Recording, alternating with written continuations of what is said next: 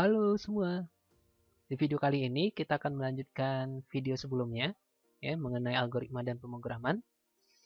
Nah, pada video ini kita akan mempelajari algoritma percabangan. Apa itu algoritma percabangan? Ya, secara singkat teman-teman ya, itu adalah suatu perintah yang hanya mengeksekusi instruksi yang memenuhi syarat. Oke.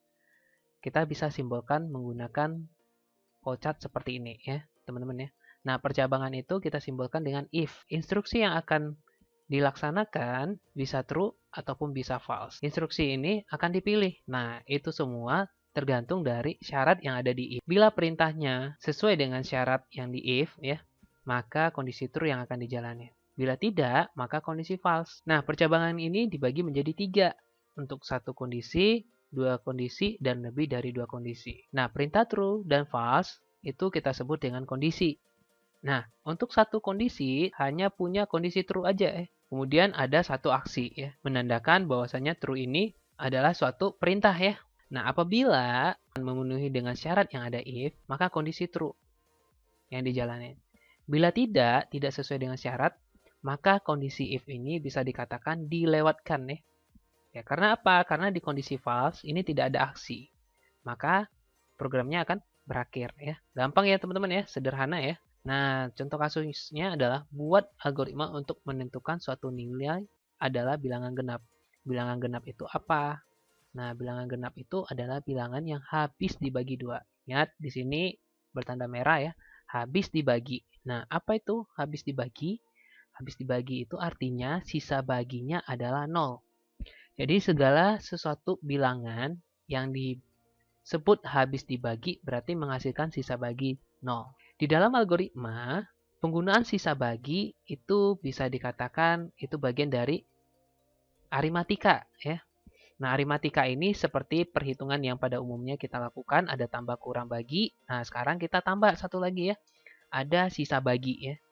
Sisa bagi ini kita menggunakan kode mod ya. Oke, kita akan lihat contoh penggunaan dari mod ini ya, supaya teman-teman lebih paham. Oke, contohnya 16 mod 2. Kenapa hasilnya 0? Nah, ingat teman-teman, sisa bagi ya. Berarti 16 dibagi 2, sisa baginya berapa? Nah, ini ya. Maka jawabannya adalah seperti ini ya, teman-teman ya. Untuk menjawab kenapa 0, nah berarti kita harus susun ya pembagiannya ya. 16 bagi 2 ya, 8. Kemudian kita kali 2, 16. Maka dikurang, hasilnya adalah 0 ya. 16 kurang 16, 0 ya. Oke, kita lihat contoh yang lain ya. 17 mod 2. Nah, kenapa 1? Ya, karena 17 dibagi 2, kita punya 8. 8 kali 2, 16 ya. Kemudian dikurang ya. 17 kurang 16, 1 ya. Nah, sisa bagi 1 inilah yang nilai dari 17 mod 2. Oke, sampai sini sudah mulai paham ya teman-teman ya. Oke, kita lihat contoh yang berikutnya. 27 mod 4. Kenapa 3? Nah, kita kembali lagi susun ke bawah ya pembagiannya. 27 dibagi 4. Nah, pembagian yang mendekati 27 bagi 4 adalah 6 ya. 6 kali 4, 24. Kemudian kita kurang ya. Dan menghasilkan sisa 3. Oke, jadi sisa 3 ini kita tidak lanjutkan ya untuk pembagiannya ya. Tapi inilah hasil modnya ya. 27 mod 4 berarti nilainya adalah 3. Oke, sampai sini paham teman-teman ya untuk penggunaan mod. Oke, kita balik ke topik masalah tadi ya. Buatlah algoritma untuk menentukan suatu nilai adalah bilangan genap ya. Maka kita buat dulu ya algoritmanya. Ya, kita bisa tulis dulu ya sebelum kita pindahkan ke flowchart. Yang pertama input nilai n. Ya, pasti ya kita mau ambil nilainya dulu ya. Oke, kemudian kita masukkan ke variabel namanya n. Kemudian yang kedua if syarat ya. Nah, tadi kita menggunakan syarat ya. Jadi, jika memenuhi syarat maka outputnya adalah bilangan genap. Oke, seperti itu ya. Nah, syaratnya apa yang akan kita buat? Oke, yang terakhir kita pastikan dulu ya programnya selesai ya. Nah, syarat yang kita pakai apa? Berarti n ya, nilai yang kita ambil dari variabel mod 2 ya, dibagi 2 menghasilkan sisa bagi sama dengan 0 ya. Maka itu syaratnya ya. Jika suatu bilangan dibagi 2 dengan sisa bagi sama dengan 0, maka outputnya adalah bilangan genap. Oke, baik. Kita akan pindahkan ya ke dalam flowchart ya. Oke, kita mulai input nilainya dulu ya. Input declare nilai n. kita pakai integer, kemudian oke, sini. Nah, kita gunakan ini teman-teman ya, ini saya hapus dulu. Oke, kita input n. Input nilai n, kemudian di bagian sini, nah, kita pilih bagian kontrol ya. Oke, bagian kontrol ini ada dua ya, if dan call. Nah, call ini adalah fungsi. Oke, nanti kita akan pelajari kemungkinan besar itu di kelas 11 ya, untuk fungsi. Oke, kita akan pelajari dulu bagian if ya, teman-teman ya. Oke, kita pilih if, kemudian ini double klik if ya. Nah, di sini kita isi syaratnya ya. Syaratnya untuk menjalankan kondisi true ya. Oke, syaratnya apa? Berarti n ya, mod 2 sama dengan 0 ya. Gampang ya teman-teman ya. Syaratnya ini ya. Maka outputnya adalah bilangan genap. Nah, kita cobakan ya. Kita mulai dari awal dulu ya. 2 ya. 2 enter. Bilangan genap. Oke, semudah itu ya teman-teman ya. Oke, kita akan lanjut ke percabangan dua kondisi. Nah, apa ini percabangan dua kondisi? Ingat teman-teman, kalau dua kondisi berarti kondisinya ada dua ya. Nah, di sini kita bisa lihat nih ya, kondisi yang dua itu apa? Ini ya, ada true dan ada false.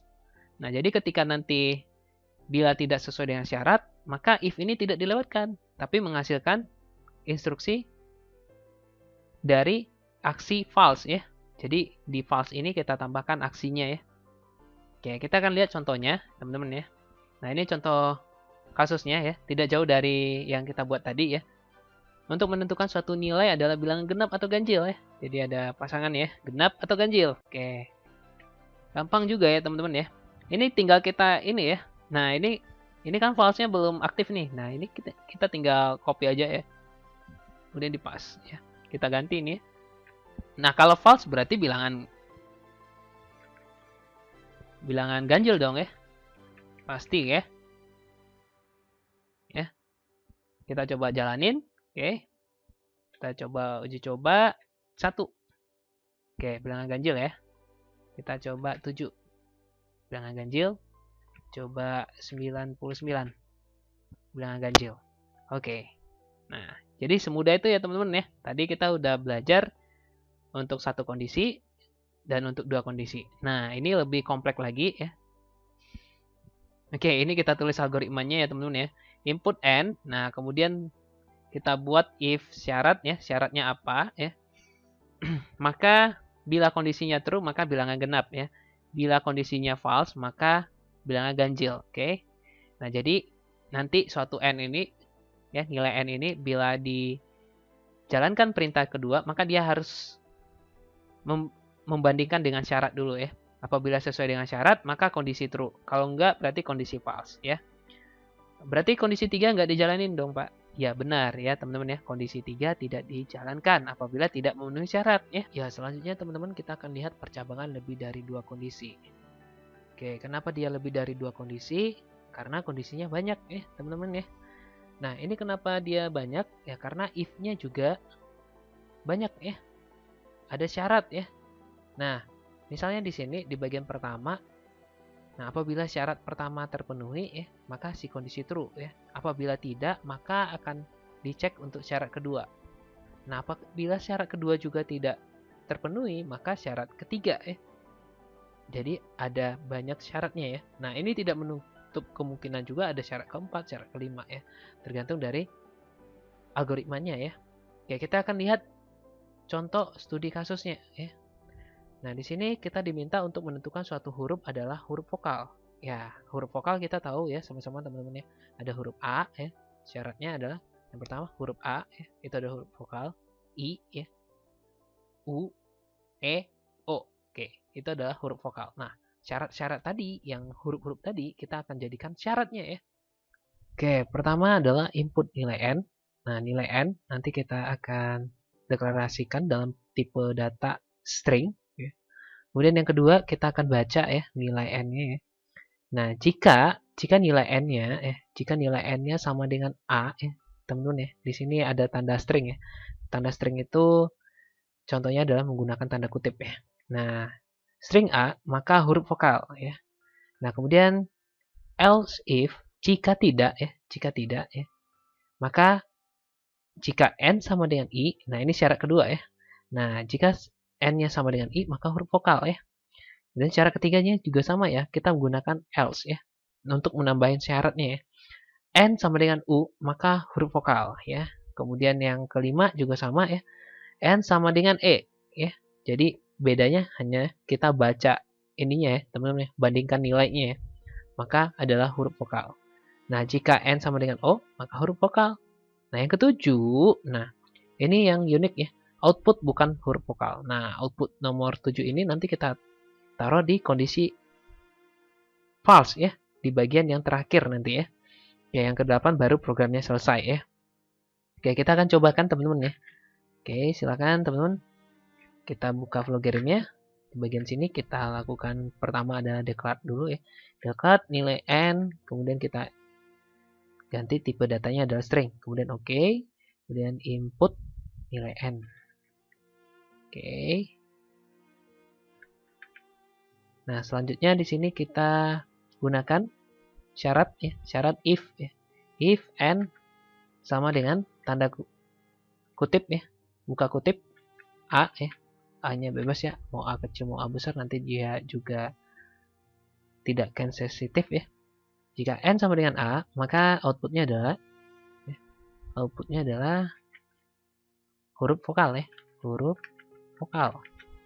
Oke, kemudian tanda kutip. Nah, oke.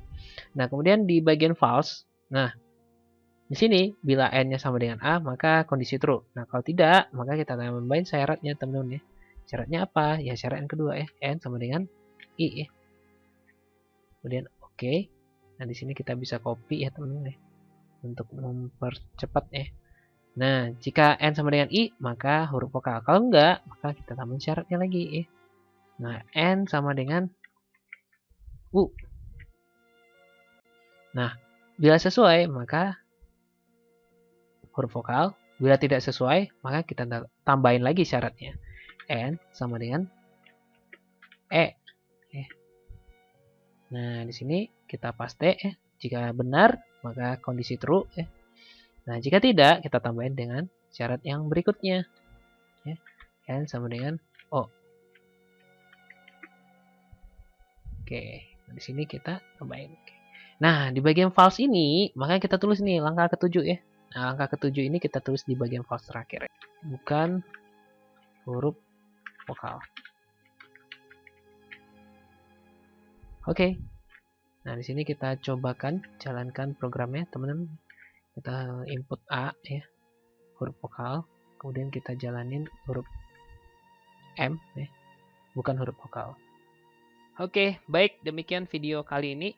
Apabila ada pertanyaan, silakan menghubungi saya. Sekian dari saya. Sampai jumpa di video berikutnya. Salam sehat.